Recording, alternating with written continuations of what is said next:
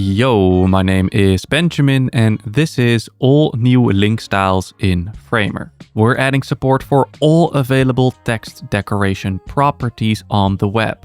Decoration properties now expand into their very own detail view with all sorts of properties for you to customize. This also means we can finally customize the colors of our underlines. And there are many new properties here, like thickness and offset, the ability to customize the style of the underline, and control over skip ink, which affects how underlines are drawn when passing over glyph descenders. And we can animate these new properties as well, simply by changing a few decoration properties under hover, like the color and offset here, which we have set from 4 to 6.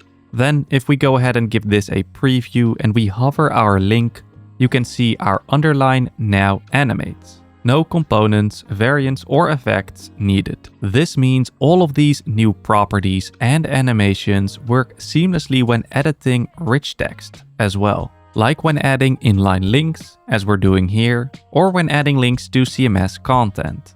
These new styles allow you to design different types of links. Like dotted underlines are often used for tooltips or footnotes, and wavy ones for error highlighting or simply for visual effect. Following our recent linking update, adding support for rel attributes and parameter forwarding, linking in Framer is now more powerful and complete than ever before.